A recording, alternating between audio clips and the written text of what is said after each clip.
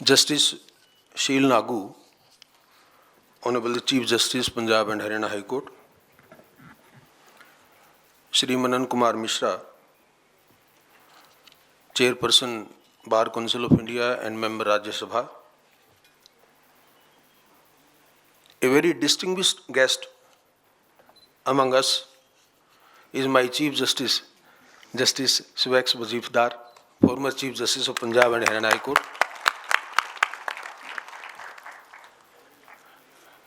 My esteemed colleagues from Punjab and Haryana High Court, Justice Leja Gill, Justice Anupinder Grewal, Justice Sanjeev Prakash, Justice Manjari Nehru Kol, Justice J.S. Puri, Justice Sethi, Justice Lapita Banerjee, Justice Sanjay Vasish, Justice Kuldeep Tiwari. I hope I have been able to name all of you. And excuse me if the order of seniority is also deviated, because I sometimes don't remember. Dr. Vijender Alawa, Chairperson, Bar Council of Punjab and Haryana. Shri Apur Kumar Sharma, the Chairman of the Executive Council of the Bar Council of India. Shri Chetan Verma, Vice Chairman, Bar Council of Punjab and Haryana. Suvir Sidhu, Member, Bar Council of India. The real hero of the event, Karamjit Singh, Chairman of the Organizing Committee, to whom the credit goes for organizing this event. The other office bearers of the Bar Council of Punjab and Haryana.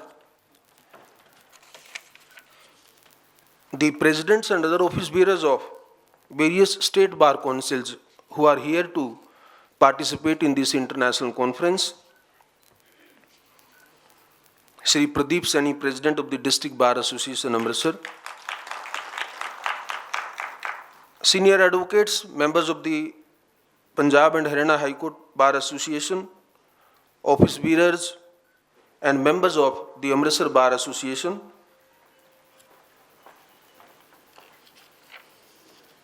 The officers of the Amritsar District Administration, Shri Grewal, Learned District and Sessions Judge Amritsar and other judicial officers, Shri Bhular, Commissioner of Police, Amritsar, Learned Additional Deputy Commissioner and other officers of the Civil Administration, members of the legal fraternity, professors and teachers of different universities and colleges who are participating in this event, with distinguished guests, ladies and gentlemen, and most importantly, my dear students. Thank you very much for inviting me and giving this opportunity to be with you on the inaugural of this historical conference, I would say,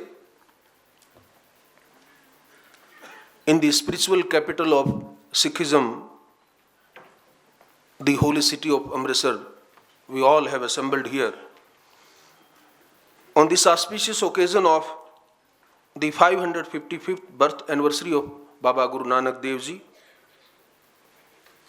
I am thankful to the organizers of this event for extending me the invitation and to share my views with this august gathering.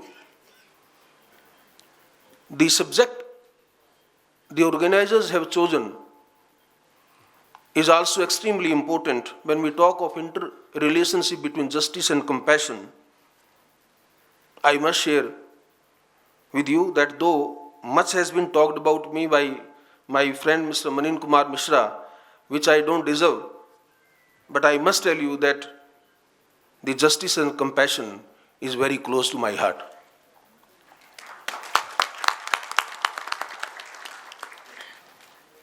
This conference, therefore, I am sure not only will allow the exchange of ideas, but will also serve a beacon of hope and collaboration in advancing the principles of justice and compassion.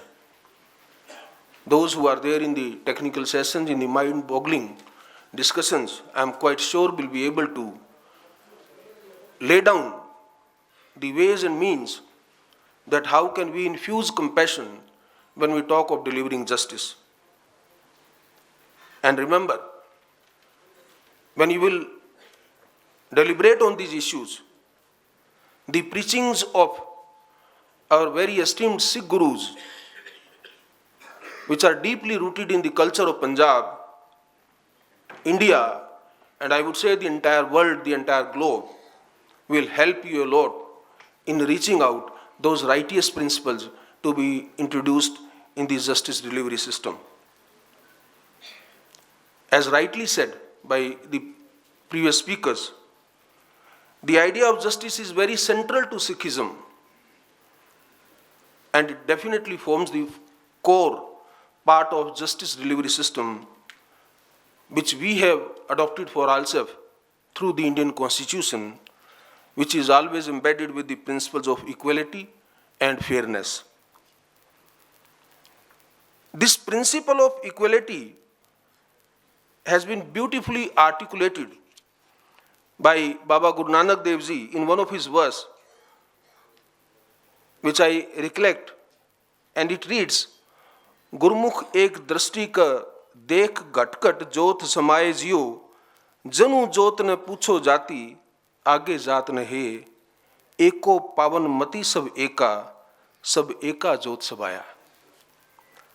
What does it mean?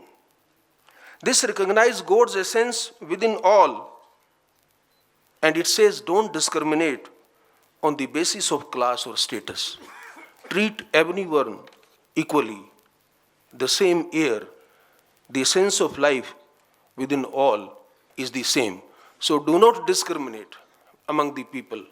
When we talk of Article 14, when we talk of Article 16, when we draw the principles of life and dignity in Article 21, what are we doing? We are only reiterating, we are only professing the valuable Vanis, Shabd, the dictates of our great religious heroes in the past. And this is what Baba Guru Nanak Dev taught us, the right of equality, way back, much before we introduced or rephased it in Article 14 of the Constitution. Baba Guru Nanak Dev Ji also orated three objectives for humankind: Deg, Teg, and Fateh. Deg symbolizes an open kitchen for all, without any discrimination whatsoever, and you share with everyone in the society, free from greed or personal gain. That is again the basic root of principle of equality. Teg is the sword. Sword for what? Symbolizing justice and the rule of law. That is what again through the Constitution we have professed ourselves. When we talk of that we are a country governed by rule of law, we are a country which believes in the principles of democracy, with principles of equality, principles of life and liberty. That is what the symbol of Teg, Baba Guru Nanak Dev Ji said. And Fateh, the ultimate survival of a just society that has respect for human life and dignity. To my mind, the Fateh word alone defines the beautiful meaning, the lively provision, and always a provision which can be given any wider meaning in the world is Article 21 of our Constitution.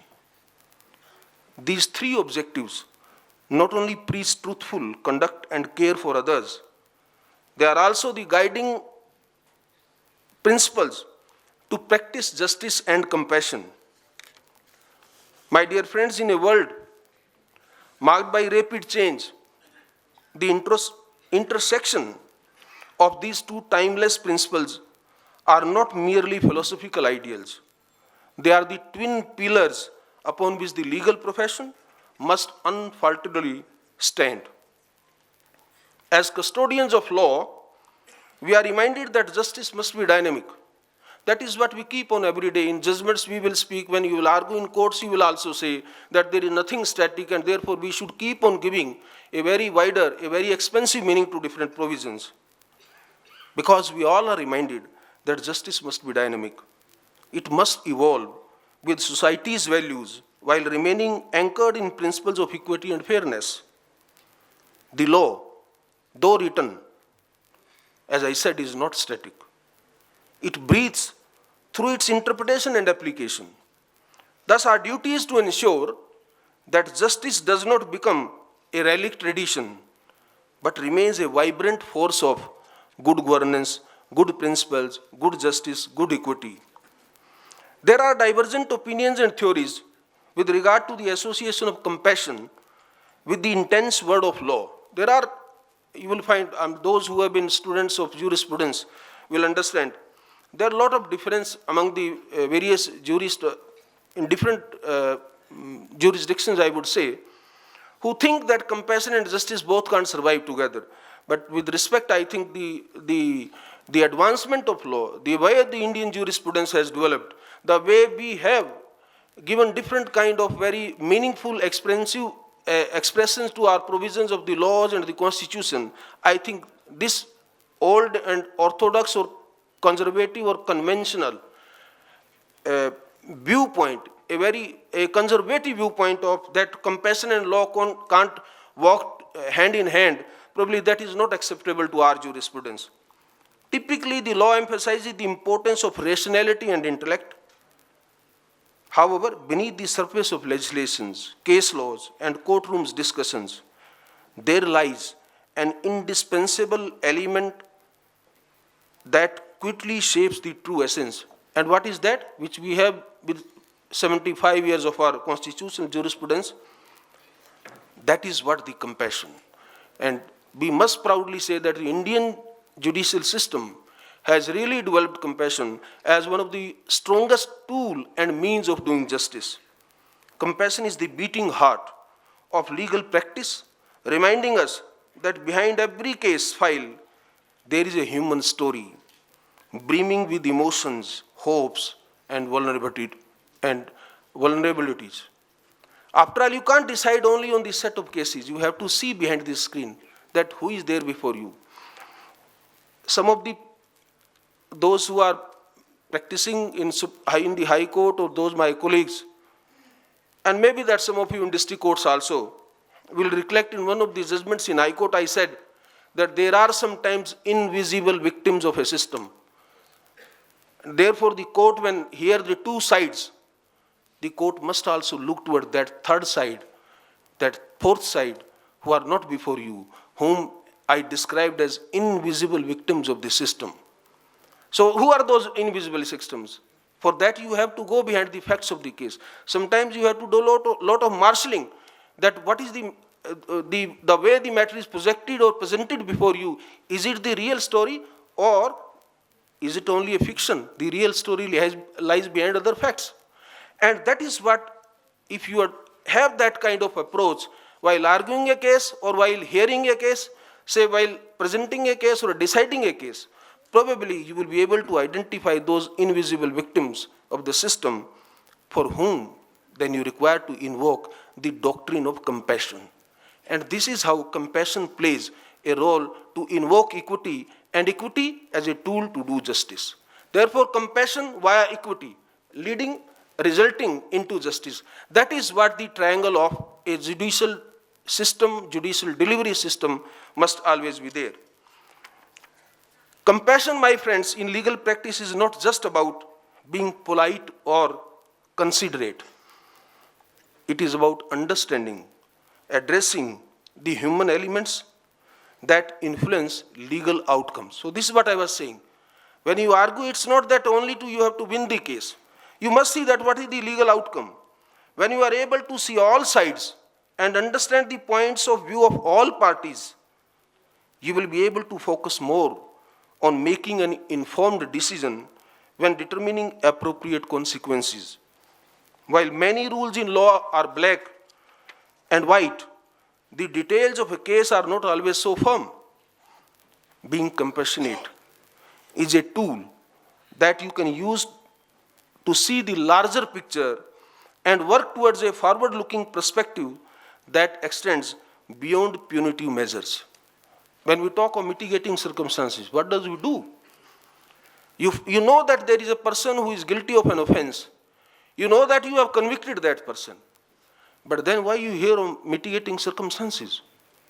Because you know that despite committing an offense, there are certain things. Ultimately, he is a human being, and therefore, the punishment should be retributive or reformative. The punishment should be only for the purpose of punitive towards him or to the reformation of the society. All these, when we consider the mitigating circumstances, these are also the principles of compassion which we eventually infuse in the matter of award of sentence. In my thoughtful consideration, justice and compassion are not only mutually complementary and supplementary to each other, they are actually for enforcement of the justice delivery system. Compassion brings depth to justice, ensuring it is not merely procedural, but it is also purposeful. Justice gives structure to compassion, preventing it from becoming arbitrary or inconsistent. Because if we go by only black and white letters of justice, then in a murder case, you will say, well, why not death sentence? In another case, why not the maximum sentence? Why do we then come to the minimum sentence? That maximum to minimum is a very short journey, it appears to be. But for the convict, it's a lifelong journey. When you come to the minimum, that shows you your equitable considerations. You show your compassion, and for that accused, for that convict, it becomes a meaningful life. So that journey for him is a very long journey, though the words are very short and the distance appears to be on the face of it very short. So on the other hand, justice, when stripped of compassion, risks becoming cold and mechanical, a set of rules applied without regard for context. So if you will apply the law mechanically, then of course you will lose the element of compassion in it. Compassion without the structure of justice can devolve into favoritism or inconsistency. Together, they create a system that is both principled and humane. When we talk of equity, justice, compassion, then humanity, the humaneness, that principle also becomes equally important. The fusion of justice and compassion demands that legal professionals exercise their discretion with sensitivity. My friends are here from the bar. A judge's sentencing decision, a lawyer's advocacy, or a policymaker's proposal, all three are opportunities to blend legal acumen with an understanding of human circumstances. This synthesis transforms the practice of law into a vehicle of social progress. So if all three are static, all three are mechanical, nothing will lead. But if all three stakeholders, the policymakers, the judges, the bar, if all three are alive, conscious of their duties, then it becomes a vehicle of social progress. In practical terms, this convergence can be seen in retroactive justice initiatives, which emphasizes healing over punishment. It can be observed in pro bono efforts, where lawyers extend their expertise to those who cannot afford it. It is evident in legal reforms that compassion prioritizes rehabilitation over retribution and inclusion over exclusion. As members of the legal fraternity, all of us, whether we are on bench or in bar, our task is not merely to interpret laws, but to embody the values that are meant to uphold. We must be advocates of fairness, arbiters of truth, and ambassadors of empathy. This is not so easy feat, particularly an age where cynicism often overshadows idealism. But we must realize that it is very much necessary and it must happen. In our courts, we must strive for decisions that balance legal correctness and moral clarity. In our legislative halls, we must champion laws that protect the vulnerable and uphold human dignity. In our communities, we must be the bridge between the abstract realm of legal doctrine and the lived realities of the people whom we serve. Particularly, my friends, within the legal profession, it is evident that in the challenging and competitive environment of our field, empathy and compassion often take a backseat to the drive for career progression. And therefore, that's my advice to all particularly the young lawyers. You must always remember these attributes are essential for achieving genuine and enduring success eventually in the profession as a lawyer. The idea of compassion and justice is also deeply rooted in our religion. And that's why I'm emphasizing, because we are born, we have a inheritance, long generation to generation, inheritance of rich religious values. And all those religious values give us compassion and justice together. This reminds me of the verse of Guru Granth Sahib Ji, which says, Sabna vich daya dharam hai. The sanctity of this world is held in place by dharma, which in turn is a product of compassion or daya.